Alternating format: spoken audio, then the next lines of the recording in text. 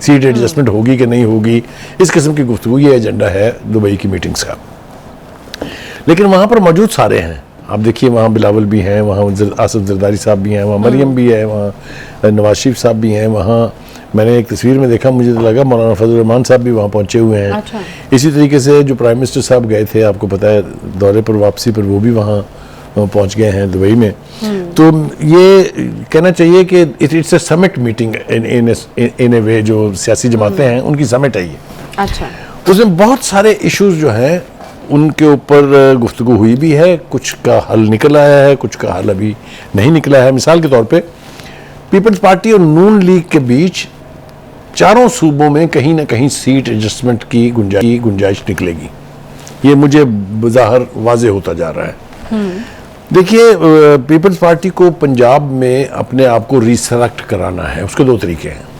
एक तो ये कि वो जो जियाला नाराज हो के घर बैठा हुआ है, वो पोलिंग स्टेशन की तरफ का रुख नहीं करता, एक तो उनको रीएक्टिवेट किया जाए। उसके लिए आपको एक मैसिव कैंपेनिंग चाहिए, जो कि अभी नहीं है और जिसका अब मेरे ख्याल से टाइम भी नहीं है। 2-3 महीने हुए अगर इलेक्शंस हैं, तो मेरे ख्याल से वो काम अब अगली दफ़ा के इलेक्शन पे छोड़ देना चाहिए। नहीं तो अभी फिर क्या तरीका? अभी तरीकाकार ये होगा कि अंडरस्टैंडिंग के साथ सीट एडजस्टमेंट करके अपनी पोजीशन को पंजाब में बेहतर किया जाए। नहीं तो बुखारी साहब, क्या नून लीग मान गई है वो जो मैं अर्ज करूं आपको, देखिए तकाजा था कि वहां वो कहते हैं ना कि हर चीज जो है that is subject to something. अगर पंजाब में पीपल्स पार्टी को कुछ गुंजाइश चाहिए तो फिर सिंध में नून लीग को चाहिए। अच्छा। आपको पता है कि नून लीग की सीटें वहाँ होती थी, गौसर अली शाह थे, बहुत सारे लोग और थे, सलीम ज़िया साहब थे, वो हरचंद के प्रोविंशियल लेवल पर थे, लेकिन ये वो लोग थे जो वहाँ इलेक्शन जीतते थे।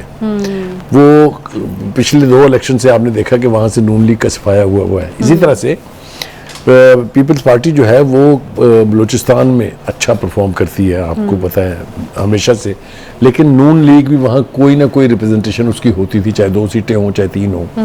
इसी तरह केपीके में पीपल्स पार्टी बहुत कम, लेकिन नून लीग जो है वो वहाँ ज़्यादा यानी असर रसूख है उसका कुछ इलाकों में। ख़ास तौर से अमीर मुकाम साहब सवात में है, मेहताब खान अब्बासी जब थे तो वो हज़ारा डिवीज़न में थे। तो ये मेरा ख्याल से तय ये होगा कि ठीक है, हम आपको स्पेस देते हैं, आप आई scratch your back you scratch mine, ये वो जो ज़रबुल मिसल है उसके तहत ही ये फैसले होंगे। लेकिन और भी बहुत सारे एलाइड इश्यूज हैं। मिसाल के तौर पर अगर असेंबली टूटती है या अपनी मुद्दत पूरी करती है तो who will be the caretaker prime minister, that is again very important issue.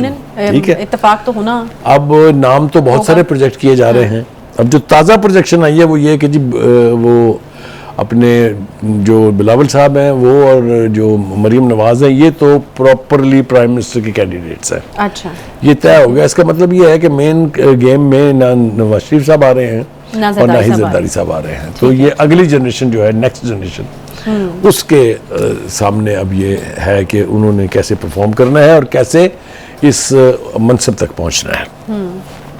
एक और बात वो भी बहुत ज़रूरी है और उसके बारे में भी मुझे यकीन है कि बड़ी थ्रेडबेयर डिस्कशन हुई होगी कि जो IPP है, जो इस्तेहकाम पाकिस्तान पार्टी है, इसके साथ कैसे डील करना है। सही। जो पीपल्स पार्टी की तवक्कात या एंटिसिपेशन है वो ये है कि IPP जो है इसका टिल्ट होगा नून की तरफ। और इस बात के ऊपर मुझे मेरे शवाहद ये कहते हैं, मेरे सोर्सेज भी ये बताते हैं कि जरदारी साहब काफ़ी नाला है इस पे, खुश नहीं है इस पे। नहीं तो इस बारे में भी यकीनन बात तो हुई होगी। तो उसको कहीं कोई साहब जो है वो उसको कहते हैं कि वो किंग्स पार्टी है, कोई कहते हैं कोई कुछ है, कोई कुछ है। लेकिन ये बात बिल्कुल वाज़ेह है कि अगर उन्हें इलेक्शन अलायंस करनी है, अगर उन्हें सीट एडजस्टमेंट करनी है तो वो नून लीग के साथ होगी, पीपल्स पार्टी के साथ नहीं। ये भी हो गया जनाब। ठीक है। उसके बाद जनाब देखना ये है कि इलेक्शन जो है उसमें आपको पता है पंजाब की सबसे ज़्यादा सीटें हैं। जो भी पार्टी पंजाब में बेहतर परफॉर्म करेगी उसका हक बन जाता है एक तरह से कि वो सेंटर में हुकूमत बनाए। देखना यह है कि क्या नून लीग इतने वोट ले सकेगी कि वो सिंगल लार्जेस्ट पार्टी के तौर पे हुकूमत बना पाए कुछ एलाइज को साथ लगा के, या फिर उसको मजबूरन पीपल्स पार्टी के साथ कोलिशन गवर्नमेंट बनानी पड़ेगी पंजाब में, सेंटर में। सेंटर की बात होगी। सेंटर में पंजाब में तो एडजस्ट किया जाएगा। ठीक है। पीपल्स पार्टी को कोई दो राय नहीं है इसके बारे में। ये अभी वाजे नहीं है कि पीपल्स पार्टी इतनी सीटें जीत जाएगी कि वो पंजाब में भी हुकूमत खुद ही बना लेगी। मुझे बज़ाहिर नजर नहीं आता। हैविंग सेड दैट, इसके साथ जुड़ी हुई है कि फेट क्या होने जा रही है जो पीटीआई के चीफ हैं, उनका मुस्तकबिल क्या है। कुछ लोगों का ख्याल ये था कि उनकी गिरफ्तारी जो है वो ईद से पहले होगी। मैंने भी अपने एक प्रोग्राम में कहा था कि शायद ऐसा हो, लेकिन अब हमें लगता है कि अदालतों में जो कुछ हुआ है इन दिनों में, चाहे वो लाहौर हाई कोर्ट है, चाहे वो सुप्रीम कोर्ट है, तो बहुत सारी चीजें जो कि मौखर हो गई हैं, तो इसी तरह से उनकी गिरफ्तारी भी मौखर। अच्छा, इलेक्शन में कितनी स्पेस मिलेगी, ये एक बहुत बड़ा सवाल है पीटीआई को। चाहे वो आप केपी की बात कर लें या पंजाब की बात कर लें, किस तरीके से वो जो है वो एक इस इलेक्शन के अंदर अपनी एक एग्जिस्टेंस जो है उसको शो कर सकते हैं। देखिए, वो एक चीज होती है जिसको पंजाबी में कहते हैं पंजाबी द गवेड़ मीन के अंदाजा लगाना या पेशियन गोई करना। देखिए, पीटीआई की काफ़ी सारी क़यादत जो है, जो इलेक्टेबल्स थे उनके, जो कैपेसिटी रखते थे इलेक्शन जीतने की, वो तो पार्टी छोड़ के जाके या पनाह गजी हैं आईपीपी में और या वो घोंसला ढूंढ रहे हैं नून लीग में या पीपल्स पार्टी में। ठीक हो गया, इसलिए उनके पास वो स्ट्रेंथ ही नहीं रही जो इलेक्शन में बेहतर रिजल्ट्स निकाल सके। तो मैं नहीं देखता कि इस आने वाले इलेक्शन में पीटीआई बहुत बड़ी कोई स्टेक होल्डर होगी। अच्छा, मैं ये नहीं कह रहा कि वो बिल्कुल एलिमिनेट हो जाएंगे, सीटें उनके पास होंगी, उनके पास 20 सीटें हो सकती हैं, 30 हो सकती हैं, 35 हो सकती हैं, लेकिन वो किसी भी सूरत में नहीं। ये स्पेस दी कितनी जाएगी? जिस तरह अभी आप कह रहे हैं कि ये मौखर हुआ है मामला, यकीनन टला तो नहीं है। खान साहब की गिरफ्तारी हो जाती है, शाह महमूद कुरैशी साहब के बारे में जो उन्होंने कहा है वो आपको पता है, तो फिर मतलब ये स्पेस तो फिर बिल्कुल नहीं मिलेगी ना उनको। खतरा यही है। और दूसरी कोई बाहर होगा जो मुतहारब पार्टियां हैं या जो इसके मुकाबले में पार्टियां हैं, उनका भी यही ख्याल है कि शायद इस इलेक्शन में पीटीआई जो है वो एलिमिनेट हो जाए। लेकिन मैंने कहा कि मुझे नहीं लगता कि बिल्कुल वो सिरे से गायब हो जाएगी। यकीनी तौर पे उसकी प्रेजेंस जरूर रहेगी, लेकिन इतनी नहीं होगी कि वो कोई इफेक्टिव रोल अदा कर सके गवर्नमेंट मेकिंग में या अदरवाइज। अच्छा, तो ये तो, और दूसरी उसकी बड़ी वजह यह है कि अब उसकी एक के बाद दूसरी विकेट तसलसल के साथ गिर रही है।